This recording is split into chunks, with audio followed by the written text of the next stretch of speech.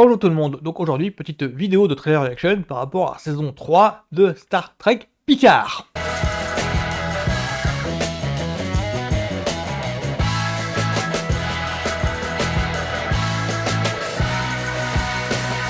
Alors je fais cette vidéo très vite, j'essaie de faire moins de 10 minutes, c'est pour vous parler de Star Trek Picard.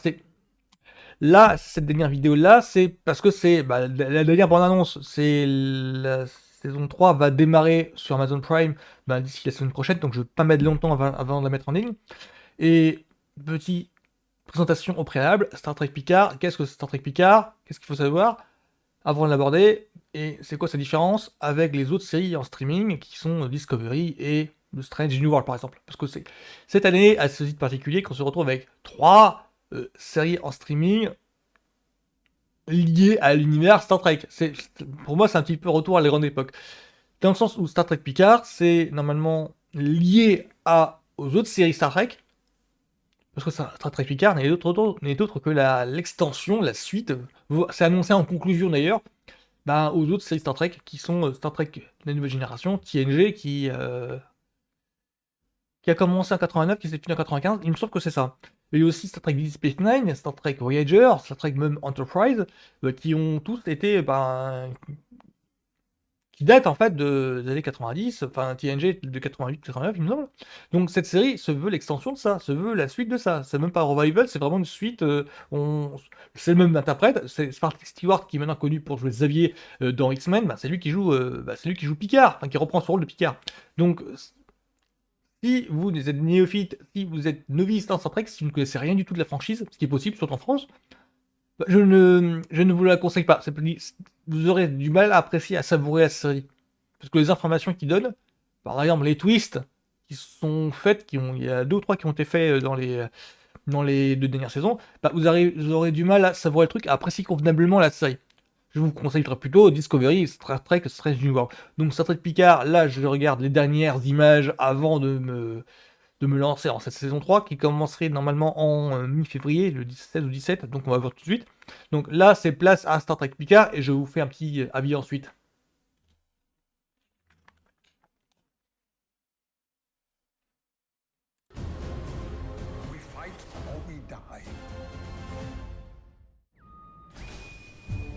Ouais. Admiral on the bridge. And Captain on the bridge. You will probably find this inspection boring for the likes of you two. Boring? Well, we won't be blowing things up. Taking or engaging in fire, crash landing expectedly, or... Oui, j'adore les moyens qu'ils font maintenant, je les connais. C'était inenvisageable il y a encore dans les années 90, ça. There is something coming. Battle stations. Some kind of attack. And Starfleet could be the target. There's a darkness. All-consuming darkness. And it is getting stronger. Jean-Luc, trust no one. Il y a une image Faden. 16 février. Jean-Luc Picard. We will have vengeance. You and I have traveled to the far reaches of space. But something's different now. Net Reagan. This is the end, my friend. Notre Frex Rocker. Now the voyage begins. Ah oui, c'est vrai qu'il y a une espèce de réunion du casting de base. Je me suis revu la série TNG, je suis en train de la revoir, et effectivement il y a des éléments en fait, en plus c'est vraiment du caméo, c'est vraiment des apparitions d'éléments déjà traités dont on avait oublié leur existence. It's always life or death, Jean-Luc. When has it not been? With each ticking moment, I will take another piece of you. Il y en a un ou deux, va falloir qu'on m'explique pourquoi est-ce qu'ils sont là. Survival. Human nature, pal. We fight or we die. Got it! I need you. All of you. We're with you.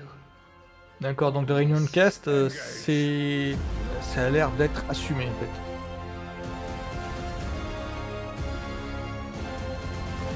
Are you enjoying this? Of course not. Are you? Je voudrais pas spéculer. Elle est très spectaculaire, c'est efficace. Je ne voudrais pas spéculer, mais dans le sens où si c'est quelques images pour donner envie, pour allécher. Mais là, les quelques images là me font penser à Star Trek Nemesis, qui est le dernier film de l'équipage présent. Oui, parce que là, en plus des séries, il y a en plus des films. Et là, dans les films, donc les 6 premiers, c'était l'équipage ancien avec Kirk, Spock et McCoy. L'équipage ancien qui avait pris un petit, j'allais dire qui a pris les bides, dans le sens où c'était l'équipage Kirk, Spock et McCoy, mais avec 20 ans de décalage. Enfin, grosso modo, parce que là, il faut que je rentre dans les détails pour expliquer le truc, c'est que le premier film, Star Trek, qui date de 79, enfin 70 en tout cas, en fait, c'était le casting de la série classique, Kirk, Spock et McCoy, comme je sais que vous l'expliquez, mais avec 20 ans de plus au compteur, parce que 15 ans, enfin, la série d'origine date des années 60, avec Shatner, avec Nimoy, avec DeForest Kelley, dans l'ordre de Kirk, Spock et McCoy, et ils sont revenus, ils ont repris leur rôle dans les premiers films, et donc du coup, ils ont pour expliquer, ils ont pris de l'âge, si vous voulez. Les personnages avaient pris de l'âge, comme les acteurs. Et pendant 6 ou 7 films, on voyait, c'était la continuité, c'était la suite des aventures de Kirk, Spock et McCoy au cinéma. Parallèlement à ça, on a eu donc TNG, la série TNG avec Picard, qui était donc un nouvel équipage. Et ce nouvel équipage-là a eu droit aussi à ces films. Premier Contact, Nemesis, Insurrection. Et en fait, l'atmosphère de ce trailer-là me rappelle beaucoup l'atmosphère de Star Trek Nemesis. Et pourquoi? C'est important parce que Star Trek Nemesis, en fait, c'est fini, je veux pas spoiler, mais Star Trek Nemesis est donc le dernier film de l'équipage TNG au cinéma, et ça se finissait en cliffhanger. Enfin, c'est annoncé que ce serait le premier volet d'une nouvelle trilogie pour appâter les gens, et ça n'a pas marché du tout. Et je crois que dans les annonces on va conclure en fait la franchise avec cette série-là, je pense qu'il y a un moyen que... Je pense que les showrunners de la série ont cette idée-là on va conclure les intrigues, les séances suspense dans Star Trek Nemesis. Star Trek Nemesis, c'était... Alors, pour moi, c'est un mauvais film. Pour moi, en tant que fan de Star Trek, c'est un mauvais film. Je sais que maintenant, ça fait débat, ça fait cliff pas mal, parce que, comment peux-tu dire ça? C'était avec l'équipage d'origine, parce que tout le monde, c'était à l'époque l'équipe de production des séries précédentes, et donc du coup c'était intouchable. Mais c'est pas dans le sens, pour moi c'est clive. Pour moi Star Trek Nemesis c'est un des mauvais films de la saga ciné aussi, de la saga ciné de la franchise. Ça racontait quoi Star Trek Nemesis? Ça racontait simplement alors, dans les grandes lignes, Nemesis, là je peux me perdre un petit peu, mais j'en profite que c'est ma vidéo. C'est simplement qu'on voyait donc une race d'extraterrestres, je ne dirai pas lesquels, c'est trop compliqué à expliquer ça en quelques minutes, qui avait réussi à cloner Picard dans le but de contrecarrer les plans Picard. C'est vraiment l'intrigue du jumeau maléfique, de l'alter ego maléfique, là. Dans le sens où c'est un vieux cliché de la science-fiction depuis pas mal d'années, depuis les années 70, il me semble. Donc c'était... Cette race d'extraterrestres-là avait réussi à créer un double maléfique, clone, de Picard. Et pour eux, en fait, c'était traité comme étant on a trouvé l'arme ultime contre Picard, son double maléfique. C'est comme ça que c'était traité. Et le final de Star Trek Nemesis se finit un petit peu en fin ouverte cliffhanger.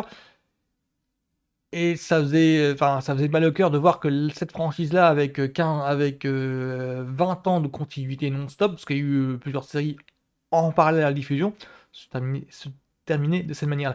Donc là, il y a 2-3 images, je ne veux pas me perdre en spéculation en tout genre, mais il y a 2-3 images qui m'évoquent une espèce de continuité pour achever le truc. Pour ça, The Final Voyage Begins, ça m'évoque ça un petit peu. Et il y a aussi le fait que c'est là, donc dans Star Trek Picard, là, il y a plusieurs plans où on voit le casting de TNG réuni enfin. Avant, c'était simplement des apparitions en forme de caméo. C'est grosso modo, il y avait Riker qui est apparu déjà dans la saison 1. Qu'est-ce qu'il y a encore? Non, il y a Brent Spinner qui est là depuis le début aussi. Enfin, Brent Spinner, c'est donc l'android Data dans TNG. Il y a un truc avec... non, non, alors ça c'est un petit problème. Ils sont obligés de trouver des astuces pour pouvoir expliquer le retour de l'acteur alors que son personnage, bah, il ne peut plus être là. Enfin, Data est Android, l'acteur en fait l'interprète depuis qu'il a 30 ans, enfin l'anti-NG en fait il y a 30 ans, vu que c'est un Android, il ne peut pas vieillir. C'est le saga Terminator, le même souci. Donc pour expliquer le fait que l'acteur revienne tout le temps, ils sont obligés de trouver des astuces pour ça. Je ne spoilerai pas par rapport à Data, mais ils sont obligés de trouver des astuces pour ça. Parce que expliquer pourquoi est-ce que bah, l'acteur, pourquoi est-ce que le mec apparaît, donc a vieilli, bah maintenant il est dans les 60 balais maintenant, et on ça se voit sur son visage, hein. Alors que c'est un Android, l'Android ne dit pas. Donc du coup, il y avait ce souci, il y a ce souci-là en fait que la série doit traiter. Mais je crois j'ai vu Kate McFadden, il me semble pas qu'elle soit revenue dans les dernières. Il y a Diana Troy, Marina Sirtis. Il y a alors Wesley Crusher, j'aimerais bien. Il me semble que Wesley Crusher, en fait, on l'a revu dans saison 2, il me semble. Je crois qu'il y a eu une petite apparition. Oui, parce que Gad McFadden, c'est donc le médecin de bord de TNG, et on la revoit là. Enfin, il y a 2-3 plans là. Et il me semble que LeVar Burton n'était pas présent. Michael Dorn, enfin là, je vous bout de nom, mais LeVar Burton, c'est donc. Euh, un- C'était Jordi Laforge dans TNG. C'était un euh, pilote de bord qui était aveugle. Il avait un viseur. Et là, on le revoit présent. Michael Dorn, c'est donc Worf, c'est donc un semi-Klingon, j'entre pas dans les détails, mais voilà, on le voit là, c'est le Klingon du groupe. Voilà, c'est donc il y a une espèce d'ensemble cast, un petit peu l'Expandables, je veux pas de méchant, qui revient là. Et donc ça me donne en fait l'idée que oui, ils veulent donner un sentiment de conclusion à la franchise, et on va voir si ça fonctionne.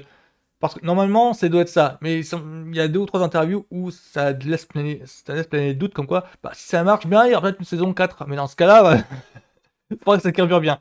Donc, pour moi, là, les images actuellement, ça me donne envie, mais vraiment. Donc là, j'espère vraiment qu'ils relèveront la barre après la saison 2, que je trouvais mitigée. On peut voir mes reviews un petit peu en dents de scie, sur mon compte Facebook, sur mon compte YouTube là.